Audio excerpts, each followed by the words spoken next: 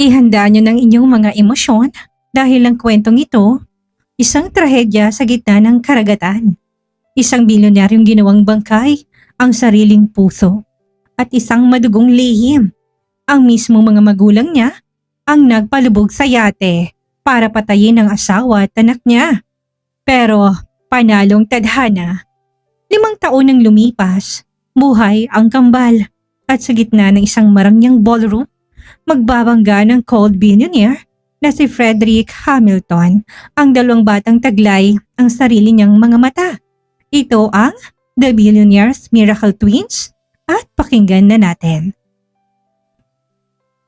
Sa mundo ng mga mandaraya at makapangyarihan, ang pag-ibig ay isang kasalanan at ang buhay ay may katapat na halaga.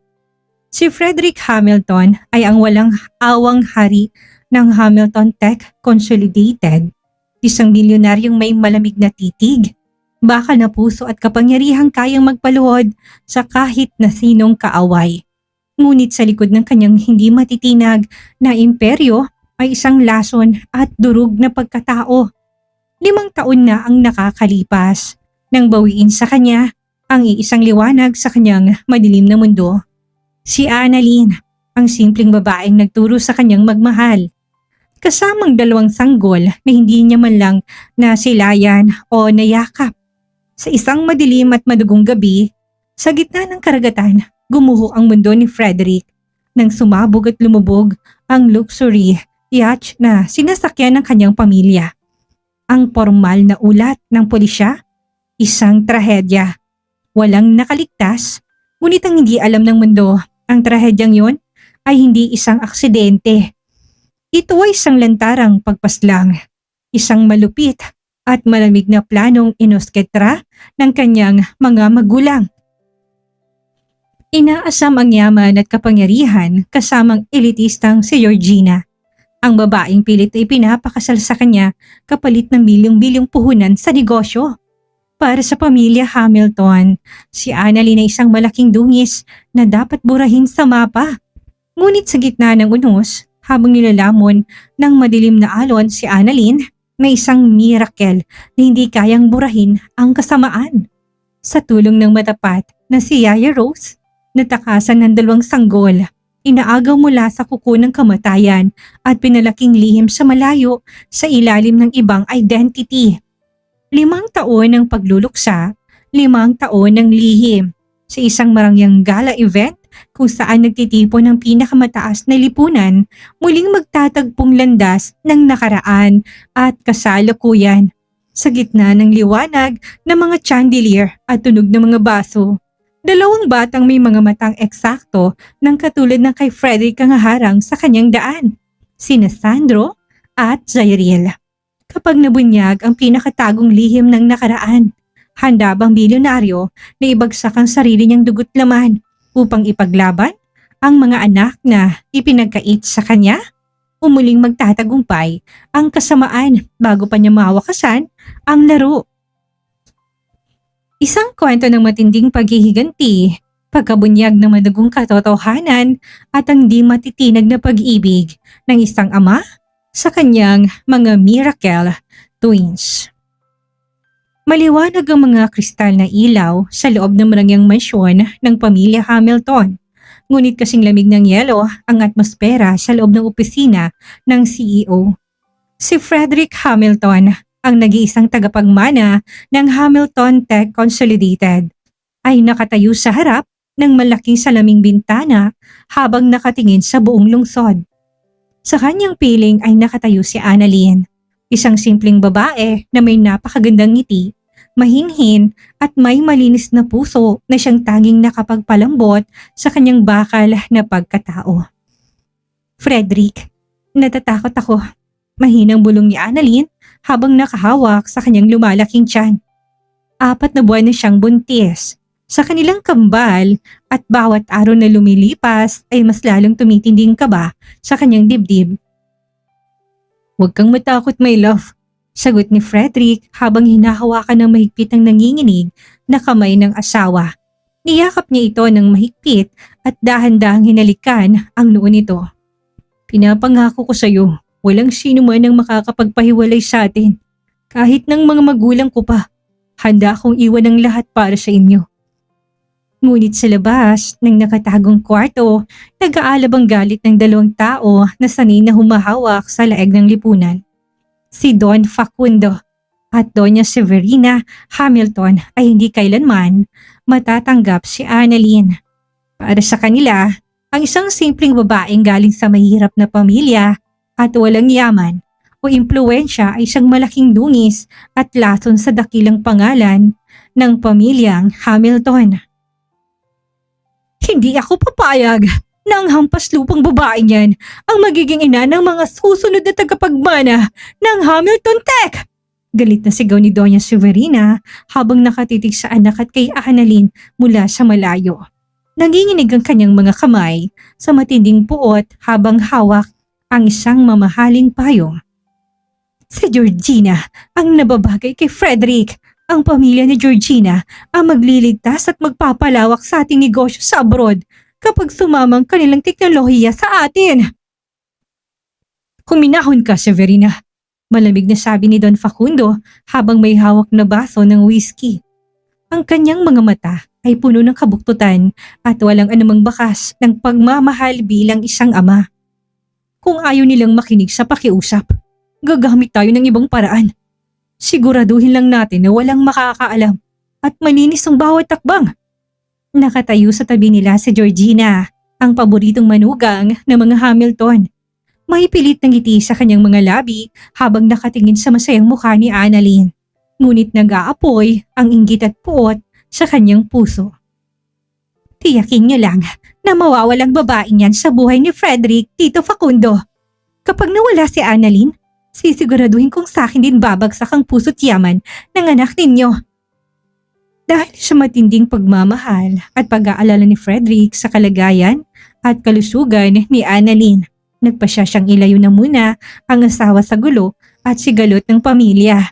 Nagplano sila ng isang tahimik at pribadong bakasyon sa isang luxury yacht upang magpahinga at makaiwas sa matinding stress na dulot ng kanyang mga magulang.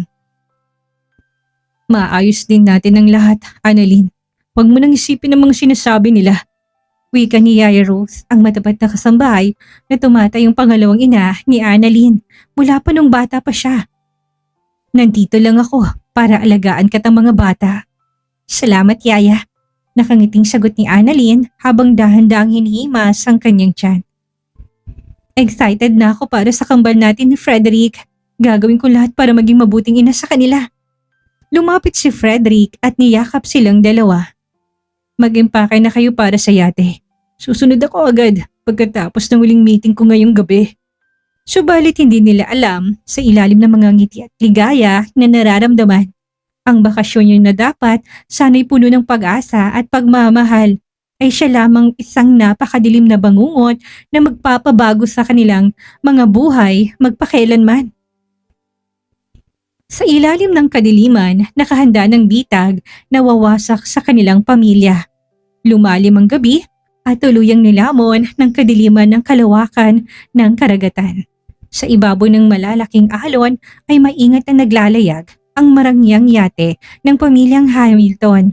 Sa loob ng pinakamagandang suite ng barko, hihiga-higa si Annalyn habang pinagmamasdan ang dalawang bagong silang na sanggol na mahimbing natutulog sa kanyang tabi. 4 na araw pa lamang mula nang mailabas niya sina Sandro at Zairiel. Ngunit ang matinding takot sa kanyang puso ay pinalitan ng walang kapantay na kagalakan. Tignan mo sila, Yaya Rose. Mahinang bulong ni Annalyn, pilit na iniiwasan na magising ang kambal. May bakas ng pagod sa kanyang muka, ngunit nagniningning ang kanyang mga mata habang hinihimas ang malambot na pisngi ng batang lalaki. Kamukhang kamukha ni Frederick si Sandro at si Cyril naman napakahinhing matulog. Hinihintay ko na ang pagdating ni Frederick bukas para makapiling niya na ang mga anak namin. Nakatayo si Yaya Rose sa tabi ng kuna habang nagtatahi ng maliit na kumot. Ngumiti ang matanda, ngunit may kakaibang kaba na kanina pa kumakabit sa kanyang dibdib. Matutuwa yun kapag nakitang magagandang mukha ng mga apo ko. Matulog ka na muna, Annalyn, at ako nang bahala sa kambal. Bahagyang tumango si Annalyn at ipinikit ang kanyang mga mata. Ngunit bago pa man tuluyang makapagpahinga ang kanyang katawan, biglang nanginig ang buong barko sa isang napakalakas at nakakabinging pagsabog mula sa ibabang bahagi nito. Yumanig ang napakalakas na ugong. Kumalat ang apoy sa ibabang deck at mabilis na napuno ng maitim at makapal na usok ang pasilyo. Nabasag ang mga salaming bintana at nagsimulang pumasok ang tubig, dagat na napakabilis. Anong nangyayari? Hysterical na sigaw ni Annalyn habang mabilis na ibinabangon ang nanginginig na katawan upang yakapin ang dalawang sanggol na nagsimula ng umiyak sa takot. Mabilis na tumakbo si Yaya Rose patungo sa pintuan ng suite at binuksan ito. Doon ay nakita niya ang kapitan ng barko na nagmamagaling na tumatakbo patungo sa emergency lifeboat. May bitbit na bag na puno ng pera. Kapitan, tulungan niyo kami! Ang magina! Sigaw ni Yaya Rose habang pilit na hinahawakan ang braso ng lalaki. Tumingin ang kapitan sa kanya nang may malamig at walang awang mga mata. Bitawan mo ko, tanda. Binayaran ako ng malaki ni Don Facundo para siguraduhin na walang makakalabas ng buhay sa barkong ito. Mamatay na kayo dito! Brutal na itinulak ng kapitan sa Yaya Rose dahilan para mapasyad dito sa sahig bago mabilis na tumalon sa nag-iisang naisagip na inflatable raft. Nag-umpis nang bumagsak ang kabuuan ng yate habang mabilis na napupuno ng tubig ang cabin. Annalyn, walang hiya sila! Sinadya nila ito! Umiiyak na sigaw ni Yaya Rose habang gumagapang pabalik sa silid. Yaya, ang mga anak ko! Sigaw ni Annalyn. Gamit ang huling lakas na natitira sa kanyang nangihinang katawan, ibinalot niya sina Sandro at Zairiel sa makakapal na kumot at maingat ni inabot ang mga ito sa mga bisig ni Yaya Rose. Pumasok ang sandang-buhalang alon mula sa nabasag na dingding ng barko. Nabakalas ang sahig sa pagitan nila at mabilis na nahati ang cabinet. Nahulog si Annalyn sa rumaragasang tubig dagat habang pilit na humahawak sa natitirang kahoy na bahagi ng yate. Annalyn, hawakan mong kamay ko! Sigaw ni Yaya Rose habang mahigpit na nakakapit ang isang kamay sa pinto at ang isa naman ay nakayakap sa dalawang umiiyak na sanggol. Yaya, hindi ko na kaya! Iyak ni Annalyn habang nilalamon ng malamig na tubig ang kanyang kalahating katawan. Tumingin siya kay Yaya Rose at sa kanyang dalawang anak nang may luha sa kanyang mga mata. Iligtas mo ang mga anak ko. Pakiusap, Yaya Rose. Ilayo mo sina Sandro at Zairiel kina Don Facundo. Sabihin mo kay Frederick na mahal ko siya. Annalyn, wag! Bago pa man makagalaw si Yaya Rose, pumasok ang panibagong dambuhalang alon na tuluyang nagpalubog sa silid. Nawala si Annalyn sa ilalim ng madilim at malalim na karagatan gamit ang pambihirang lakas na nagmumula sa pagmamahal at takot para sa dalawang sanggol. Gumapang si Yaya Rose patungo sa pinakaitaas na bahagi ng nasusunog na deck kung saan natagpuan niya ang isang maliit at lumang emergency life vest na may maliit na salbabida. Isinilong niya ang kambal sa kanyang dibdib, itinali ang sarili sa salbabida at tumalon sa gitna na nagwawalang karagatan habang tuluyang lumulubog ang marangyang yate sa kadiliman. Ang balita ukol sa pagsabog at paglubog ng luxury yacht ng mga Hamilton ay mabilis na kumalat sa buong bansa na parang wildfire. Sa gitna ng malalakas na alon at patuloy na pagbuhos ng ulan, dumating si Frederick sa kinaroroonan ng trahedya, sakay ng isang pribadong helicopter. Nang makita niya mula sa itaas ang lumulutang na maitim na labi ng nawasak na barko at ang makinang na langis na nakalutang sa ibabaw ng tubig, tila tumigil ang pag-ikot ng kanyang mundo. Ang hangin sa kanyang mga baga ay biglang naubos. Sir Frederick, hindi po ligtas na bumabado yan. Napakalakas po ng alon! Sigaw ng kapitan ng helicopter sa gitna ng ugong ng makina. Wala akong pakialam! Ibaba niyo ako!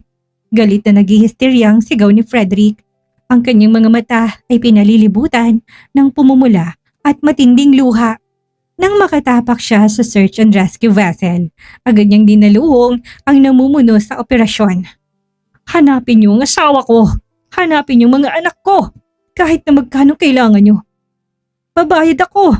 Gagastusin kong buong yaman ng Hamilton Tech. Mahanap niyo lang sila! Araw at gabi ang ginawang paghahanap ng mga pinakamagagaling na diver at rescue teams sa Asia. 3 araw na walang tulog at kain si Frederick. Nakatayo lamang siya sa gilid ng barko. Nakatitig sa walang katapusang karagatan habang basang-basa ng ulan. Ngunit sa ika-4 na araw, isang sirang piraso lamang ng kumot ng sanggol at ang dugoong kwintas ang binigay niya kay Annalyn ang natagpuan ng mga tagapagsagip na nakasabit sa isang batuhan sa tabing dagat. Patawad po Mr. Hamilton, mabigat na pahayag ng pinuno ng rescue team habang nilalapag ang kwintas sa nanginginig na palad ni Frederick. Sa lalim ng tubig, sa lakas ng pagsabog at sa tagal ng panahong lumipas, imposible na may nakaligtas pa sa kanila. Pinapahayag na po namin na pumanaw na si Mrs. Annalyn Hamilton at ang inyong 2 sanggol. Nanlamig ang buong katawan ni Frederick. Napaluhod siya sa basang sahig ng barko. Hawak ang kwintas sa kanyang dibdib. Isang nakakapanindig balahibo na sigaw ng matinding dalamhati at puotang kumuwala sa kanyang lalamunan. Isang sigaw na nagmula sa pinakamalalim na bahagi ng kanyang nawasak na puso. Pagkalipas ng ilang linggo, bumalik si Frederick sa kanyang mansyon, ngunit hindi na siya ang dating lalaki. Nagkulong siya sa madilim nilang silid ni Annalyn. Pinalibutan niya ang sarili ng mga damit ng asawa at mga hindi pa nagagamit na gamit ng mga bata.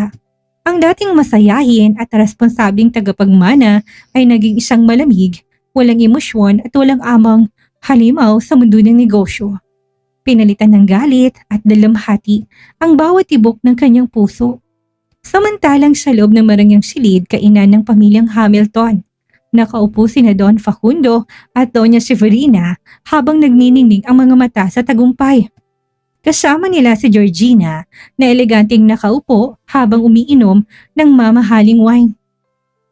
Wala nang hampas lupang babaeng yun, bulong ni Doña Severina na may ngisi sa kanyang mga labi. Walang nakakaalam sa ginawa natin.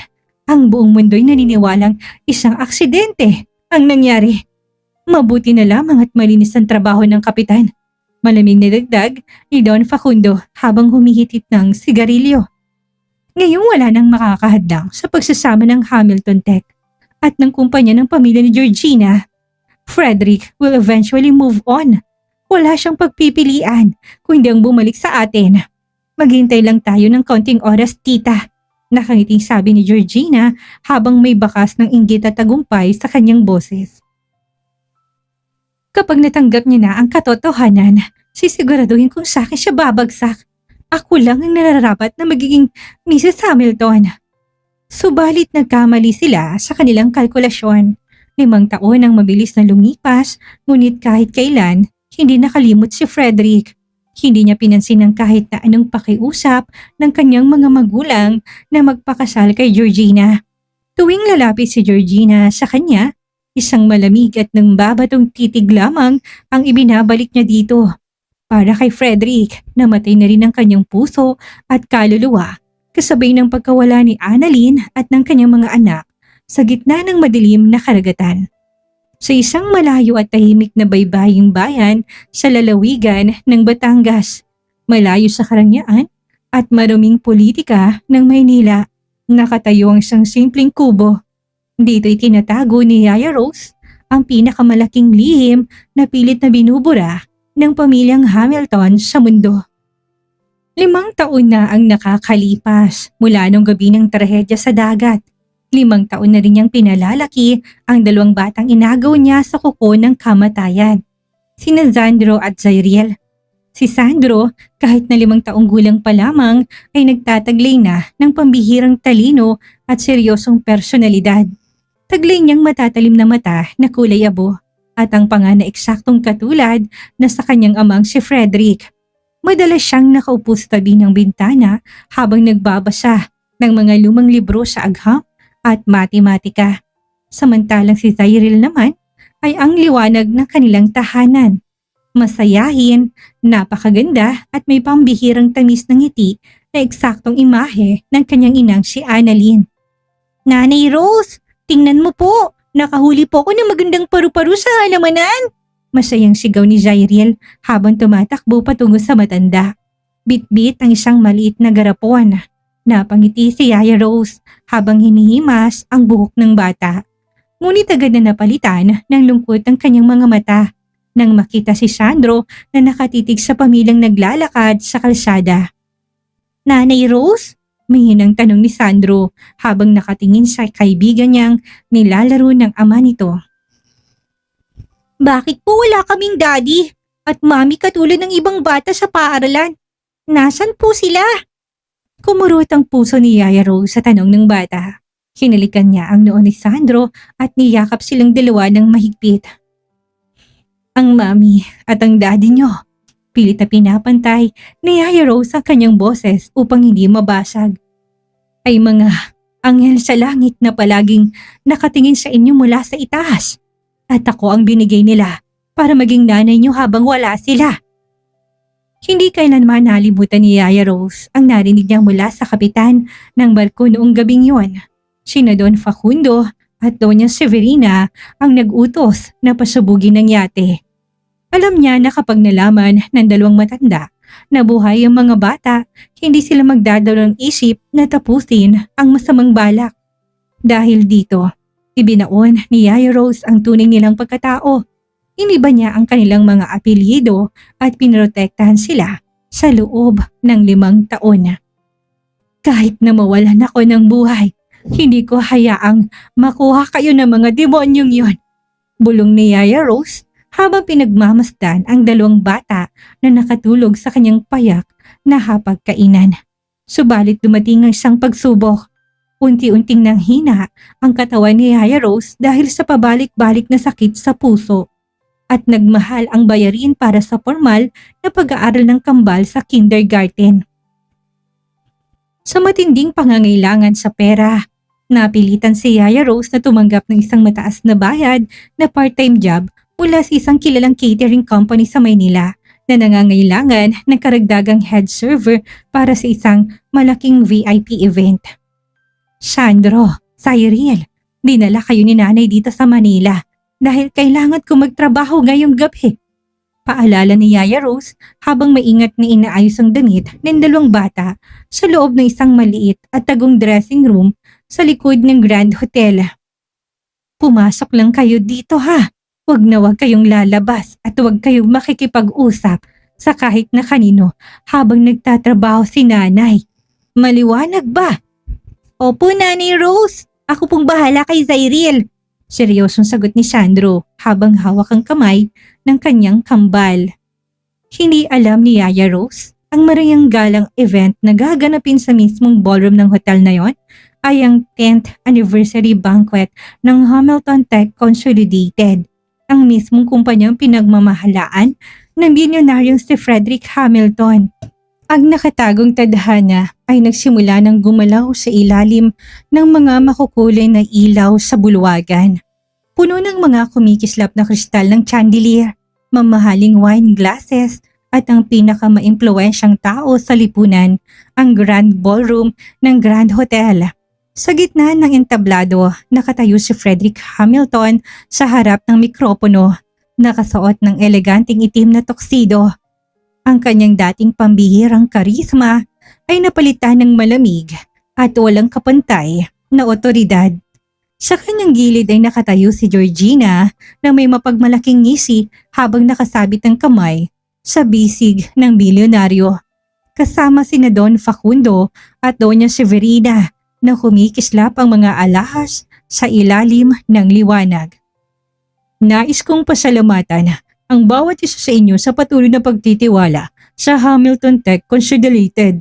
Malamig na pahayag ni Frederick sa mikropono. Ang kanyang boses ay walang anumang bakas ng sigla o emosyon. Ang kumpanyang ito ay patuloy na lalago anuman ang mawala sa akin. Samantalang sa labas ng maingay na ballroom, sa pasilyo ng backstage, nakatayo si Zyriel habang nakahawak sa kamay ng kanyang kambal na si Sandro. Biglang humangin ng malakas mula sa open balcony at lumipad ang isang pulang lobo na hawak ni Zyriel patungo sa nakatagong pinto ng VIP entrance. Zyriel, wag! Sabi ni Nanay Rose, huwag tayong lalabas sa dressing room! Mahigpit na paalala ni Sandro habang pilit na hinahawakan ang kamay ng kapatid. Sandro, yung lobo ko! Mabilis lang, kukunin ko lang! Sigaw ni Zyriel habang bumibitiw sa hawak ni Sandro at tumatakbo at pumasok sa gilid ng maliwanag na ballroom. Zyriel! Walang magawa si Sandro kundi ang mabilis na humabol sa kanyang kakambal. Sa mismong sandaling yon, katatapos lamang na magsalita ni Frederick. Nahanda siyang bumaba sa maikling hagdan ng entablado habang pinapalakpakan ng mga panauhin. Hawak niya sa kanyang kamay ang isang baso ng champagne. Malamig ang titig sa paligid. Isang maliit na katawan ang nabangga sa kanyang binti, dahilan upang mabitawan ni Zyriel ang kanyang lobo at mapaupo sa makapal na karpet. Napatigil ang palakpakan ng mga tao sa malapit na mesa. Ang bodyguard ni Frederick ay mabilis na humakbang upang ilayo ang bata. Ngunit itinaas ni Frederick ang kanyang kamay upang patigilin ito. I'm sorry, mister. Mihinang bulong ni Zyriel habang dahan-dahan na nagangat ng muka. Hawak ang kanyang maliit na tuhod. Nang magtagpo ang mga mata ni Frederick at ng maliit na batang babae, natigilan ang bilyonaryo. Ang oras ay tila huminto. Ang matatalim at makakapal na pilikmata, ang mga bilugang mata na puno ng inosenteng liwanag at ang hugis ng labi. Ito ang eksaktong mukha ni Annalyn. Ang mukha ng babaeng 5 taon niya nang iniiyakan gabi-gabi. Zyriel, sabi ko sa iyo huwag kang tatakbo! Mabilis na sumulpot si Sandro at tumayo sa harap ng kanyang kapatid.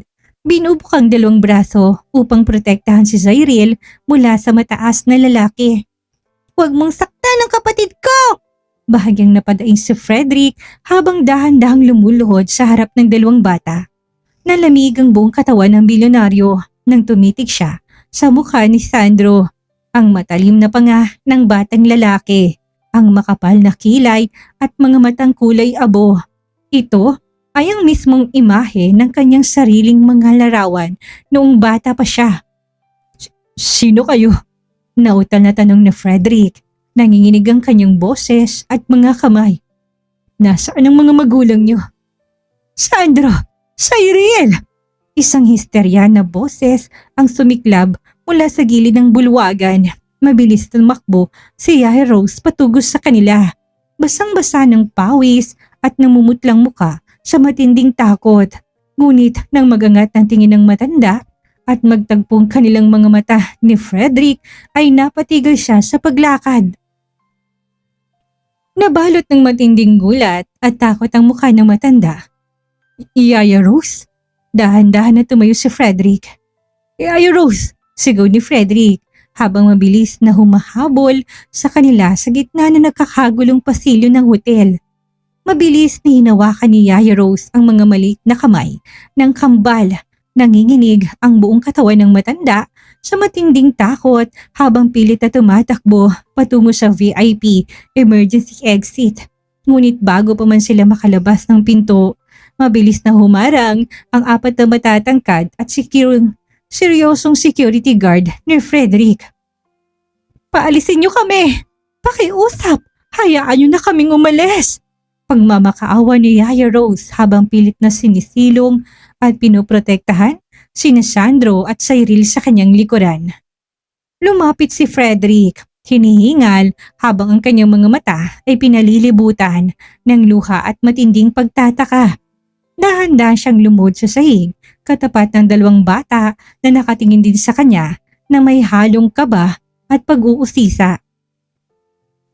Ang kanyang puso'y kumakaba ng napakalakas. Isang pamilyar ngunit matagal nang nawalang damdamin na 5 taon niya nang hindi nararamdaman. Yaya Rose, buhay ka. Paano?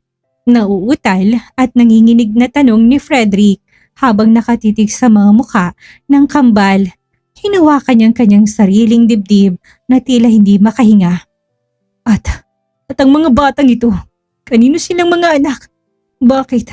Bakit kamukhang kamukha ko ang batang lalaki? Bakit? Tiglay ng batang babae ang mata ni Annalyn. Frederick, pakiusap. Huwag mo kaming sasaktan. Hayaan mo na kami na mamuhay ng tahimik. Umiiyak at nag-iistaryang pakiusap ni Yaya Rose habang maigpit na nakakapit ang dalawang bata sa kanyang palda. Saktan? Yaya, bakit ko kayo sasaktan? Sigaw ni Frederick sa gitna ng kanyang pagluha. Pumiyok ang kanyang boses sa matinding emosyon. 5 taon kong iniyakan ang pagkawala ninyo. 5 taon na ako nabuhay na parang isang bangkay dahil sa pag-aakalang patay na ang pamilya ko. Sabihin mo sa akin ang katotohanan. Sino sila? Sa pagkakataon na yon, mabilis na nakalapit sina Don Facundo at Doña Severina. Kasama si Georgina na namumutlang muka habang nakasunod sa kanila. Anong kaguluhan ito, Frederick? Galit at pilit na nagtatapang-tapangan na sigaw ni Doña Severina upang takpan ang kanyang kaba. Ngunit nang makilala niyang mukha ni Yaya Rose at ang dalawang batang nakatayo sa tabi nito, biglang nawalan ng kulay ang kanyang mukha. Yaya Rose? Kayo? Galit na tinuro ni Yaya Rose si Doña Severina at Don Facundo. Ang takot sa kanyang mukha ay pinalitan ng matinding puot at tapang. Kayo! Kayong mga demonyo! Frederick, ang mga batang ito ay ang mga anak mo kay Annalyn. Sila sina Sandro at Cyril. Ang mga miracle twins na pilit niyong pinatay. Parang tinamaan ng dambuhalang kidlat si Frederick sa kanyang narinig. Napatingin siya sa dalawang bata. Ano? Sina Don Facundo at Doña Severina ang nagpalubog sa yate 5 taon nang nakakalipas. Sigaw ni Yaya Rose ni kinagulat at ikinasinghap ng lahat ng mga bisita at mamamahayag na nakapaligid sa kanila.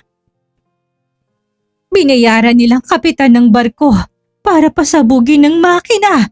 Gusto nilang patayin si Annalyn at ang mga bata dahil ayaw nila sa pamilya ng asawa mo. Iniligtas kong mga anak mo mula sa mga halimaw na yan. Nanlamig ang buong katawan ni Frederick. Dahan-dahan siyang tumayo habang nakatitig sa kanyang sariling mga magulang na ngayon ay nanginginig na sa matinding takot at pahiya sa harap ng madla. Nagkaroon ng nakakatulig na katahimikan sa buong grand ballroom. Ang libo-libong bisita, mga kasosyo sa negosyo at mga mamamahayag na naroon ay napapakuha ng litrato at nagpapalitan ng malalakas na bulungan. Ang mga flash ng kamera ay patuloy na nagliliwanag sa madilim na pasilyo habang nabubunyag ang pinakamadilim na lihim ng kilalang pamilyang Hamilton.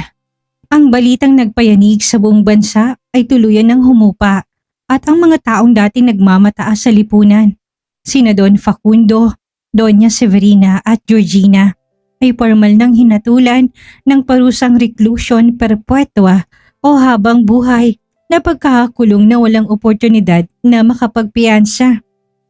Ang kanilang mga ari-arian at ang pangalan ng pamilyang Hamilton ay tuluyang linisin at inayos ng bagong pamunuan. Nakatayo si Frederick sa mataas na biranda ng kanyang bagong bili na mansyon sa tabi ng dagat ng Bataan.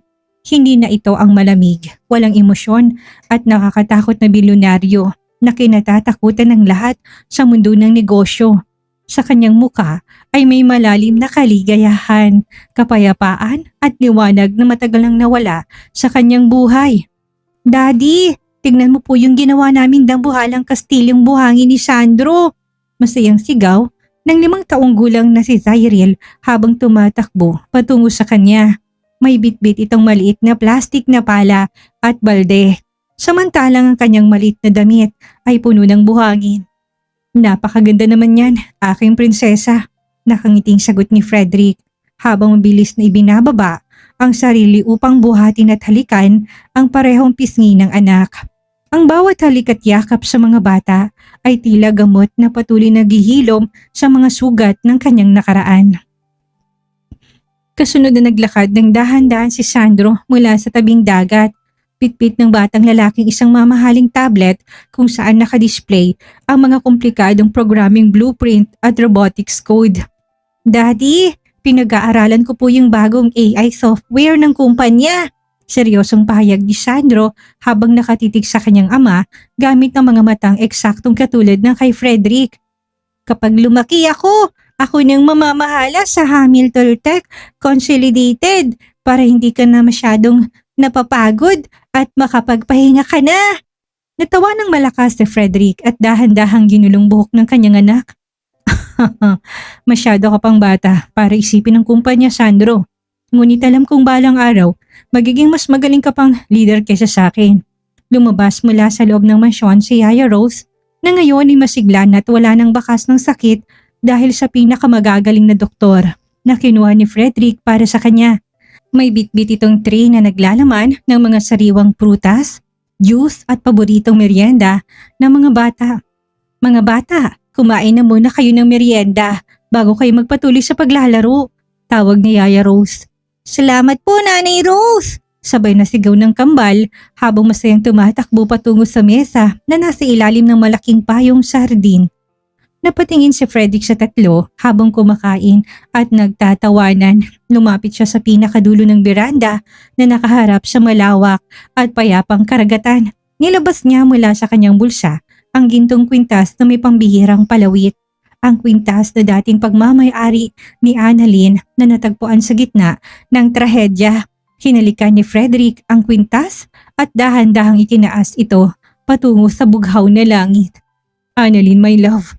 Mahinang bulong ni Frederick habang pumipikit at hinahayaan ang simoy ng hangin na humaplo sa kanyang muka. Ligtas ng mga anak natin. Nakuha na natin ang hustisya. Pinapangako ko sa'yo, palalaking ko si Sandro at Cyril ng puno ng pagmamahal, kabaitan at prinsipyo sa buhay. Tulad ng itinuro mo sa akin, ang mga miracle twins natin ang nagbigay muli ng buhay sa aking puso. Isang mainit at muling nakakaginhawang hangin mula sa karagatan ang biglang dumaan at yumakap sa buong katawan ni Frederick. Isang pahiwatig na mula sa langit nakatitig at nakangiti si Annalyn, masaya't payapa habang pinagmamasdan ang kanyang pamilya na muling nabuo. Ang madilim na kwento ng lason, puot at kasakiman ay tuluyan ng natapos at pinalitan na isang bagong simula na puno ng walang katapusang pag-asa, pagmamahal at ang dakilang biyaya ng mga miracle twins ng bilyonaryo. At diyan nagtatapos ang kwento ng pamilyang Hamilton. Tunay nga nagaano man kadilim ang plano ng masasamang tao, hindi kayang itago ng kadiliman ang liwanag ng katotohanan. Ang dating malamig na bilyonaryo, muling nabuo ang puso dahil sa pag-ibig ng kanyang mga miracle twins. At ang aral ng ating kwento ay ang tunay na yaman ng tao ay hindi nasusukat sa pera, kapangyarihan o mataas na katayuan sa lipunan, kundi sa pagmamahal at katapatan ng isang pamilya. Ano man ang pagsubok ng tadhana at kahit gaano katagal, ibaon ang kasamaan, ang katotohanan at katarungan ay laging mangingibabaw sa huli. At ako pong muli, si Miss Maria. Maraming salamat po.